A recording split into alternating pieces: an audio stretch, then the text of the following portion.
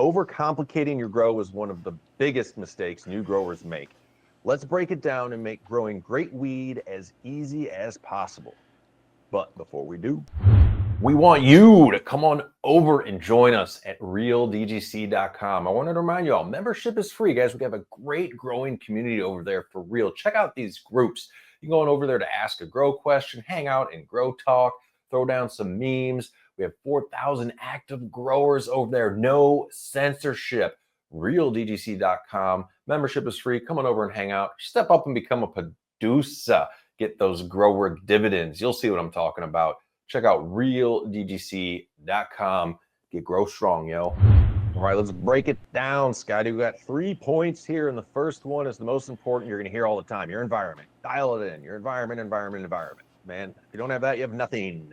I don't know, you hear that from guys like us, but you don't really hear that when you're, when you're online, when you're shopping for your tent and your light and your seeds. You don't hear a lot of times about environment. I think it's kind of the least sexy thing. We're talking about it, me and Heisey were talking about it earlier, because you can't see it, no? No, you can just feel it. But there's easy ways to do it. You know, we're trying to make growing easy here for a new grower. And there's some tips if you are already been growing. But setting up your environment, I always tell growers this: if you can set it up early before you run your plants, if possible, buy your tent, build your grow room, set up your bedroom, your closet, whatever you're going to do, get it running, get the lights on, see what's going to happen. Your plants, of course, will change this environment some as they transpire and bring in humidity. But at least you'll have an idea of how hot you're going to get, what type of ventilation. And keep in mind, when you buy a grow tent or a grow tent kit, such as like AC Infinity's full kit, if you put that tent and you're going to set up in an area where you're comfortable as a human sitting, your grow tent's probably going to work out okay there as well. Yeah, choose your lung room carefully. And what I mean is the room that you're going to place your tent in. You know, I always talk to people, they say, oh, I got this un-air conditioned garage or my upstairs room that's above the attic. It's got to, what'd you say, dude? If it's comfortable for you, it's probably comfortable for the plants. Typically, I mean, you want your monitors and stuff inside your grow area, but we've always said, hey, if you walk into your grow and you're totally uncomfortable, something's probably up. You know, ideal grow temps we're saying are what they recommend: 75 to 80 degrees Fahrenheit. Lights on. That's going to vary depending on grow style and lights. If you have an LED light and you're wanting to run full bore with CO2, and you can go hotter than that. I know some people like to run it lower, just slow their plant down, and it grows just fine. Humidity as well. Humidity, you should feel humid in your grow room, right? It's usually up there at least 50% in most phases of growth. Feel humid in your grow room. You're talking to a guy that just dumped his dehumidifier out, man. Yeah, as you know, this is all VPD. I mean, it sounds complicated. Just yell VPD in your phone. It's a temperature and humidity guide, and it will tell you to the right range to be in. Grandpa, are you going to be that fast? Really hit that one. That's our friends over at Pulse Grow. And yeah, you can see there's one for veg, there's one for clones, there's one for flower, and as you go further in, as you go, the clones are really high temperature and humidity. As you go into veg, it lowers a little bit, and then as you go into flower, you don't want those bud molds, so it lowers significantly more. On that chart, if you find yourself in the green, I mean, that's like freaking, you're awesome. You're high-fiving yourself. If you veer off into the light green and yellows, don't freak out. You'll still do okay. You're just not running completely optimum though, so it's a good guide like that. And lastly, well, I just want to say, well, I'm sorry, just got to interrupt. This is just like our house, right? In your house, you don't have to be at exactly 68 degrees. If it's 74 degrees, if you know what I mean, there's a range. And the idea is when you get outside this range, the plants stop breathing. They stop opening those stomata, they stop sucking up water and nutrients, and they stop building themselves. At a certain point. That's one thing, as we always like to say about these plants. They are super vigorous, luckily for us growers that like to dank, and they want to perform for you. So lastly, on this environmental tip, another thing overlooked, fans. Man, it is the era of badass fans in 2025. Clip fans that oscillate, rotate, small 6-inch fans that have great flow. And don't forget, not only do you want your canopy dancing around, you want some small fans down on the floor as well, stirring that air up. Also, CO2 is heavier than air. You want to eliminate microclimates, so run fans all around the place. Yes, correct, sir. Medium. We both high five. We both vote cocoa here. Cocoa's hard to override. Are we saying cocoa's the best beginner, or just overall our favorite medium? I like it because it does hold microbes. You got tons of trichoderma already naturally living on cocoa. It goes like when you get rock wool and lava rock and super sterile stuff like that.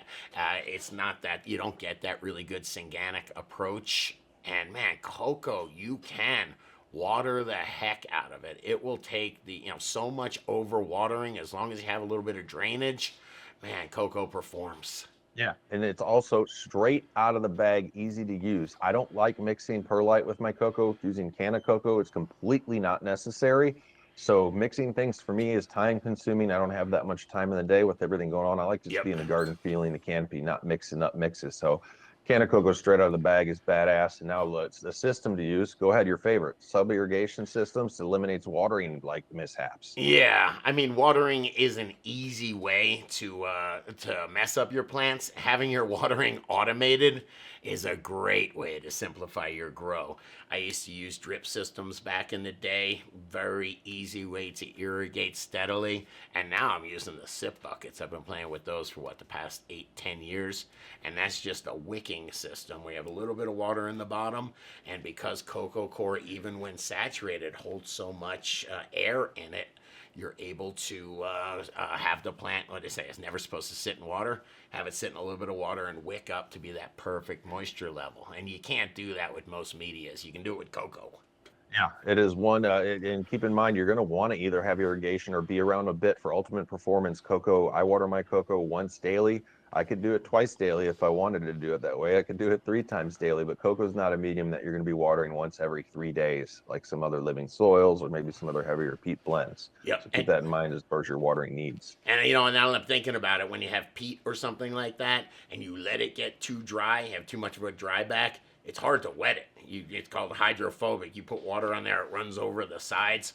Cocoa's not like that. You can give it a nice dry back and then wet it again, and it doesn't go hydrophobic, dude. All right, lastly, nutrition. Too many bottles. Don't get too many, man. I used to love having too many bottles, but plus I also worked in hydroponic stores for a long Ah, time. So there were samples galore. I just had a shelf full of all kinds of stuff, but that can cost you money and you don't know what's really working for you. And if we're talking about keeping it simple, buy things that you understand what they are, and understand that the plant has essential nutrient needs. Start there. You got your macronutrients, your secondary nutrients, and your micronutrients. It would take you with Chat GPT all of about 90 seconds to learn the fundamentals of all those, and then if you're going to add another bottle, at least understand what you're doing and ask yourself why. I mean, I used a recharge that has, humic, fulvic, seaweeds, microbes in there.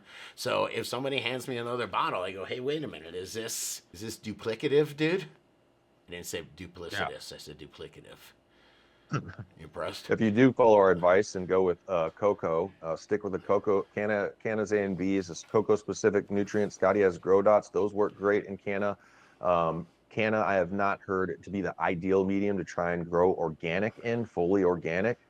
Do other considerations. You're going to want to do a blend there with peat, look at living soils. Sure. But yeah, keep it simple and then step it up to know what's working for you before wasting your money. Hey, I will say, if you're going to keep it simple, just get a good quality cocoa. We're fans of Canna Cocoa. AC Infinity has a good cocoa out there, but if you don't, you have to wash them and you have to buffer them. Cocoa, it comes from peeling the coconuts for coconut water. So they're a lot of times grown near salt water. They'll have a whole bunch of salt, and then it just ends up screwing them up. Coconut coir will also suck up potassium from your nutrient mix unless it's properly buffered and properly washed. So just go with the good cocoa. Last tip, I did this forever. Don't get into the pH pen game if you don't have to. I know different nutrient lines require a different pH. They ask for it. They ask you to measure the pH. I've used all the nutrients we before mentioned with a microbe, like Recharge. Microbes make nutrients available. I don't like maintaining. I used a Blue Lab, pretty spendy pen. Then I had to get the 4.0, the 7.0, also the storage solution, calibration solutions, and keep on a maintenance schedule with it. Not the hugest deal, but it's kind of a pain in the butt if you forget. So use microbes, Yes. whatever you're doing. And that could be a number one tip. They facilitate nutrient exchange. So microbes hang out by the rhizosphere where the root meets the plant, and then they're able to hold that nutrient and to make it into part of their bodies. And then when they die, it's a slow release nutrient. It's right there in the root zone, just able to be assimilated by the plant. And yeah, they're super key for making growing simple. They make things so much less reactive. Let us know your grow style in the comments. Are you a minimalist? Do you do nothing? Just throw some seeds outside? That's badass. Or are you dialing every little thing in? Do you have 25 bottles? Give us some comments below. Let us know. And if you dug this video, come on, hit that like button, smash that subscribe button, talk this one with another grower you know, and check out the other couple videos YouTube's recommended.